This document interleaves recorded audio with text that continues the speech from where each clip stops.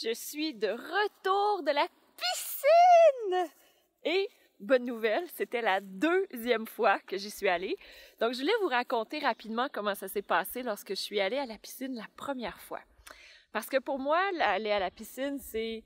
Je vais dans l'eau, j'essaie de nager, j'essaie de pas me noyer ou de pas avoir cette impression de me noyer. C'est très, très difficile. Puis là, j'arrive dans la piscine, puis je commence à faire une longueur, je reviens, puis c'est comme... difficile. Et là, j'ai appris que mon amie, vous savez pas quoi, elle a déjà donné des cours de natation. Donc, elle m'a regardé comment je nageais, puis après ça, elle m'a dit, ben voici ce que tu as besoin d'améliorer, ce que tu peux faire. Puis la première chose, vous savez pas c'était quoi? C'était la respiration. Voici comment tu peux faire pour respirer dans l'eau. Puis là, j'ai fait, ah, super, parce que je sais comment la respiration, c'est fondamental. Utiliser la respiration lorsqu'on fait les mouvements, c'est essentiel. C'est la même chose dans le yoga. Il y a plein de parallèles que j'ai pu faire avec le yoga. J'ai trouvé ça vraiment, vraiment fantastique. C'était comme wow, wow. Donc, on a travaillé la respiration.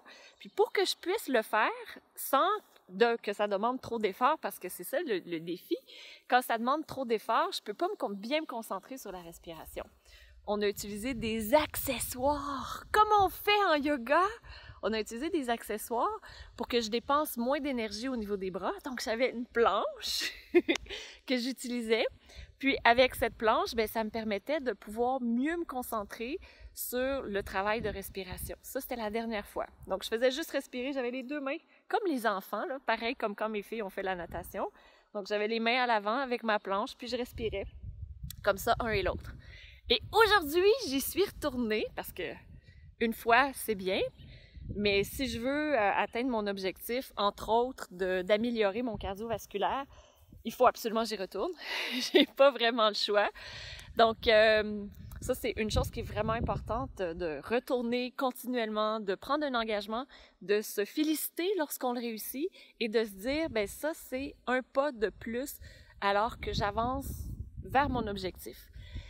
Donc aujourd'hui, j'y suis retournée, puis là, j'ai ajouté le mouvement des bras et j'ai ajouté aussi le mouvement des abdominaux, que ce sont eux qui bougent les pieds.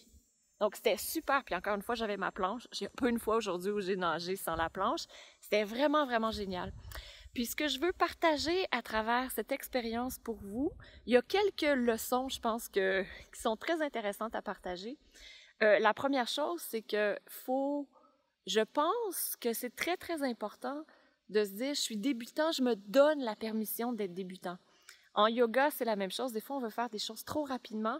On a besoin de se donner cette permission d'être débutant, de faire les choses pour une à la fois, étape par étape, et d'ajouter ces étapes pour que ce soit plus facile par la suite. Installer les fondations. On a vraiment l'habitude là, de juste vouloir aller vers quelque chose qui est spectaculaire. Mais non, il faut installer les fondations absolument. C'est ce que je vous enseigne en yoga, c'est ce que je vous invite à faire. La respiration est centrale, comme en yoga. C'était vraiment fantastique. Puis aussi, c'était lorsque je faisais la nage, de sentir une ligne d'énergie complète qui partait de ma tête, qui était connectée avec mes bras, ma respiration, jusqu'à mes pieds. Ça, c'était fantastique. En yoga, c'est la même chose que je fais. Pour pouvoir sentir cette facilité, cette fluidité, utiliser les accessoires. Puis, une chose très importante, c'est si je veux m'améliorer en nage, ben, il faut que je le fasse plus qu'une fois, n'est-ce pas? Plus que 2 fois. C'est préférable que je répète 1000 fois la même chose plutôt qu'une fois 1000 choses différentes. Donc, la répétition, installer les fondations et ensuite répéter, c'est ça qui est primordial. Des fois, on a tendance à s'éparpiller dans plein de choses, plein de domaines. On se dit « Ah, j'aime ça la diversité », mais c'est pas ça qui va faire en sorte qu'on va obtenir des résultats, les résultats qu'on va obtenir sur le long terme. Ça s'applique autant à la pratique de yoga, la natation ou n'importe quel autre objectif.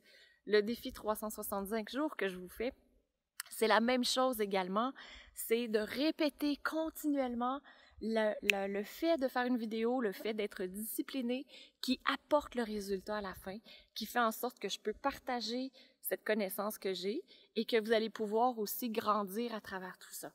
Donc, quelques partages que je voulais vous faire et ce que je vous invite à faire, c'est à écrire quand vous avez commencé une nouvelle activité, quelles sont les leçons que vous en avez tirées, qu'est-ce que vous considérez important pour justement continuer de grandir dans les choses que vous faites. Donc, j'ai super hâte de vous lire. Je vous embrasse. À très bientôt. Namasté.